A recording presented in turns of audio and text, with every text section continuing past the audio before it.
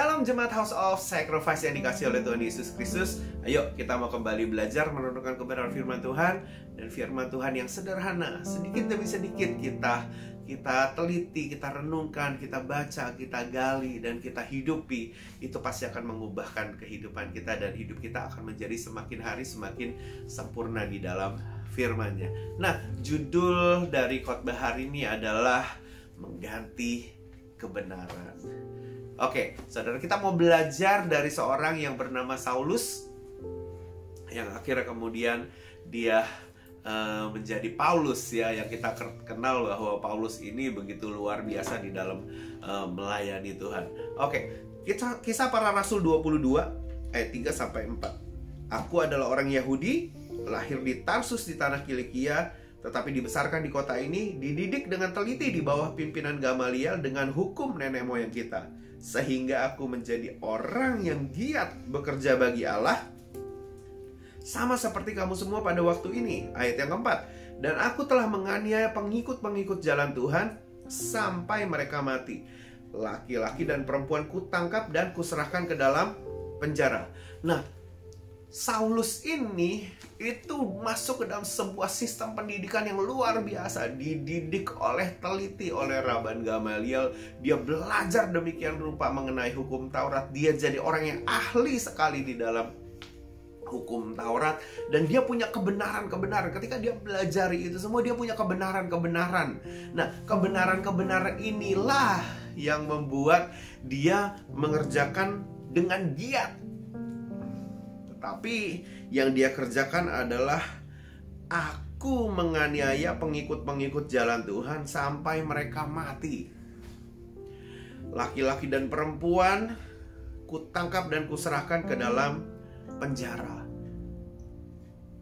Kenapa seperti kayak begitu? Karena kebenarannya dia merasa bahwa aku ini harus giat bekerja bagi Allah. Di ayat yang ketiga itu, dia pikir dengan dia melakukan itu dia benar. Karena dia memandang kebenaran tuh ya begitu. Memasukkan orang ke dalam penjara, menyiksa, menganiaya orang sampai mati. Itulah yang dia katakan bekerja giat untuk Allah. Bayangin, begitu misunderstandingnya, begitu luar biasanya apa yang dianggap kebenaran itu dan yang dihidupi dan dikerjakan. Berapa banyak orang yang dia aniaya karena dia punya otoritas itu. Otoritas untuk menganiaya, masuk ke rumah-rumah orang, masuk ke rumah ibadat, diseret, dimasukkan ke dalam penjara, dianiaya, disiksa sampai mati. Dia punya otoritas itu. Dan itu dianggap sebagai kebenaran. Aku giat bekerja. Makin dia giat bekerja, dia pikir dia makin benar. Dia makin hidup bagi Allah, dia makin menyenangkan Allah. Tetapi itu kebenaran yang ternyata kan salah. Bagaimana mungkin kita mengerjakan sesuatu yang benar kalau kebenaran itu tidak ada dalam hidup kita? Dan kita tahu sang kebenaran sejati adalah Tuhan Yesus. Nah, bagaimana caranya seseorang bisa melakukan yang benar kalau Tuhan Yesus tidak ada dalam hidupnya dia? Kalau sang kebenaran itu tidak ada dalam kehidupannya dia, ya salah, responnya salah, yang dikerjakan semua salah. Makanya menangkap orang, menjebloskan ke dalam penjara, masukkan orang, menganiaya orang sampai mati, itu bagaimana ada kebenarannya di situ?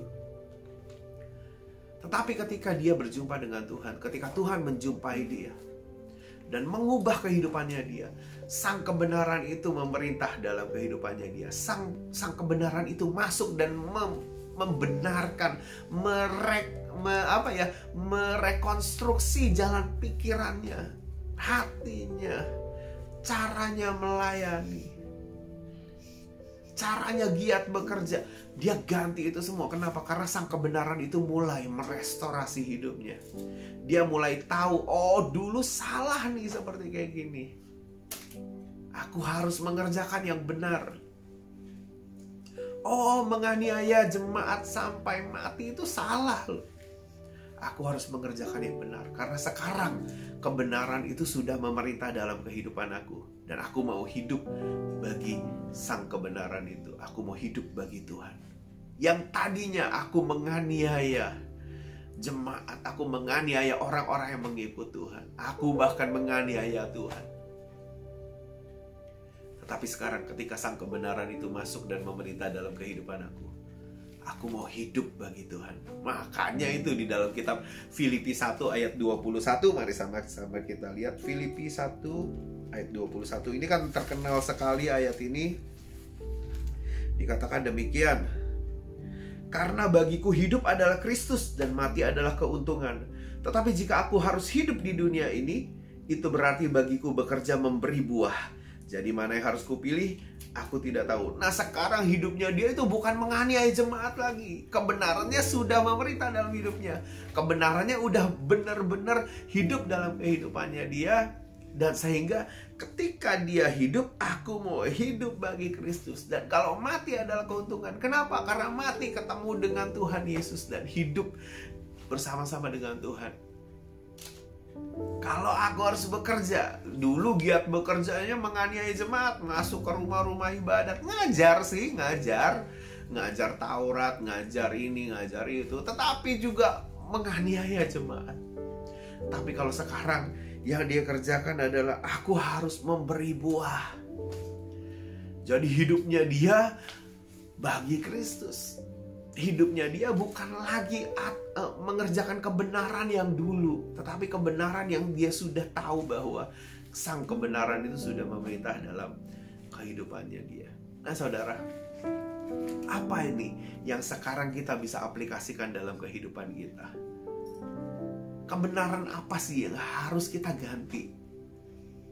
Kebenaran apa yang harus direstorasi? Karena sebenarnya itu bukan kebenaran. Karena itu sebenarnya justru membuat kita jauh dari Tuhan. Justru membuat kita menyakiti hati Tuhan. Justru membuat kita menganiaya jemaat Tuhan. Ada hal-hal yang kita pelajari dulunya dan kita yakin itu sebagai sebuah kebenaran, dan itu harus dibongkar saudara. Karena mungkin hal-hal tersebut ternyata justru yang membuat kita jauh dari Tuhan. Karena itu kita perlu bertobat, merubah mindset, metanoia, perubahan pikiran, pembaharuan budi harus terus-menerus terjadi dalam kehidupan kita. Supaya yang benar itu benar-benar masuk dalam kehidupan kita. Yang kebenaran yang palsu itu harus menyingkir dari kehidupan kita. Ada banyak ternyata hal-hal yang kita anggap benar ternyata palsu, ternyata bukan yang benar. Ada banyak pemikiran-pemikiran yang kita pelajari mungkin di bangku sekolah atau mungkin dari pengalaman-pengalaman hidup yang akhirnya sebenarnya kebenaran yang semu, kebenaran yang palsu.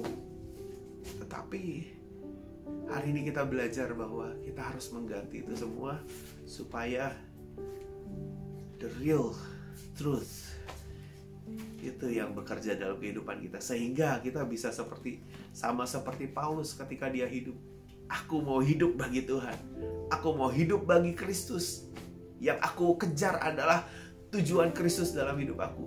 Panggilannya semakin jelas, semakin hari semakin jelas. Oh, aku tahu yang mana yang menyukakan hati Tuhan. Aku tahu yang mana tidak menyukakan hati Tuhan. Aku tahu yang mana yang merupakan kebenaran. Aku tahu yang mana yang merupakan kebenaran yang palsu atau kebenaran yang sesungguhnya tidak benar. Semenjak ketemu dengan Tuhan, semenjak berjumpa dengan Tuhan, dilawat Tuhan, panggilan Tuhan itu atas hidup Paulus itu jelas sekali. Mari sama-sama yuk kita buka di dalam Kisah Para Rasul 22 yang tadi. Kisah Para Rasul 22. Ini yang terjadi sebenarnya dengan hidup Paulus. Kenapa sang kebenaran itu akhirnya dia bisa mengerti yang mana yang benar. Kejadian Kisah Para Rasul 22 ayat yang ke-15, 16 dan 17. Sebab engkau harus menjadi saksinya terhadap semua orang tentang apa yang kau lihat dan kau dengar. Dan sekarang Mengapa engkau masih ragu-ragu? Bangunlah, berilah dirimu dibaptis dan dosa-dosamu disucikan sambil berseru kepada nama Tuhan. Nah, saudara, ayat yang ke-17 juga, sesudah aku kembali di Yerusalem dan ketika aku sedang berdoa di dalam bait Allah, rohku diliputi oleh kuasa ilahi. Nah, ini yang harus dikerjakan untuk kebenaran itu memerintah dalam kehidupan kita. Kita harus berjumpa dengan Tuhan, kita harus mengalami perjumpaan dengan Tuhan, kita harus banyak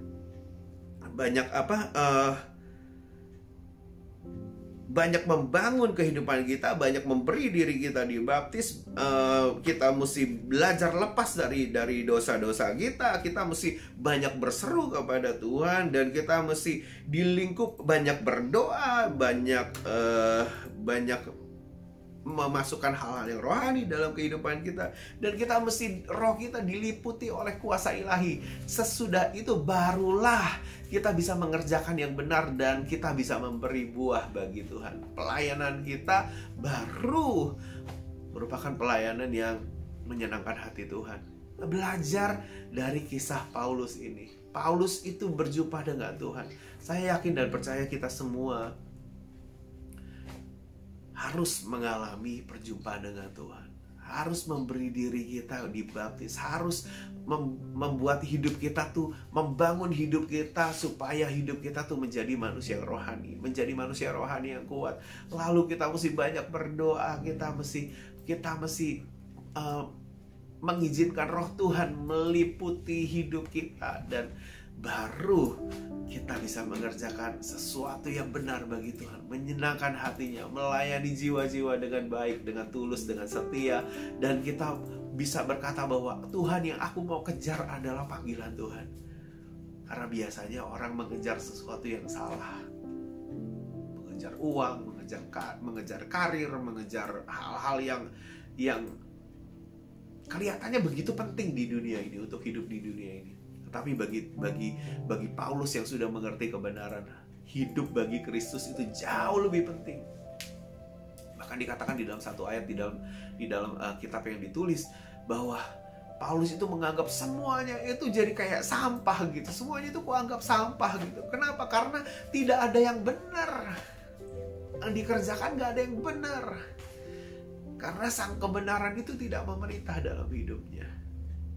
Nah, begitu kita sudah mengenal kebenaran, sudah menerima kebenaran itu, ayo kita berjuang untuk melayani Tuhan dengan giat. Giat bekerja untuk sesuatu yang benar, giat bekerja dengan mengerjakan sesuatu yang benar, giat bekerja bagi Tuhan. Seperti Paulus, dia giat bekerja. Dulu dia giat bekerja untuk hal yang lain, untuk hal yang mendukakan hati Tuhan. Sekarang dia semakin giat bekerja karena dia makin mengerti kebenaran. Dia sudah memiliki kebenaran itu. Ayo teman-teman semuanya, kita belajar untuk giat bekerja. Tapi sebelum kita mulai melakukan sesuatu, make sure kita mesti ganti kebenaran-kebenaran palsu, kebenaran-kebenaran semu. Kita gantikan dengan kebenaran yang sungguh-sungguh datang dari Tuhan. Caranya gimana? Nggak lain nggak bukan, temukan firman Tuhan, temukan hikmatnya, temukan pribadinya, temukan Tuhan Yesus. Izinkan dia bekerja dan beracara dalam kehidupan kita, sehingga hidup kita boleh mengerjakan sesuatu yang benar, sehingga kita boleh giat mengerjakan kebenaran itu sampai Maranatha, Tuhan Yesus datang yang kedua kalinya. Paulus bahkan rela mati untuk kebenaran firman Tuhan itu, karena hidupnya, bagi dia hidup adalah untuk Kristus, mati adalah keuntungan. Wow, luar biasa. Ayo kita belajar menjadi orang-orang yang tahu kebenaran dan mengerjakan kebenaran itu. Mari sama-sama kita tundukkan kepala kita. Bapa di surga, kami mengucap syukur Tuhan kalau kami boleh belajar dari seseorang yang luar biasa, Tuhan Yesus. Karena dia karena Paulus ini, Tuhan Yesus, boleh menjadi orang yang menjadi teladan bagi kami, Tuhan, untuk hidup di dalam kebenaran Tuhan. Dan kami boleh mengerjakannya itu, Tuhan, dari firman Tuhan yang kami dengar hari ini, Bapa. Terpuji namamu. Di dalam nama Tuhan Yesus Kristus kami berdoa dan kami mengucap syukur. Haleluya. Amin. Tuhan Yesus memberkati kita semua. God bless. Sampai jumpa di dalam ibadah yang selanjutnya.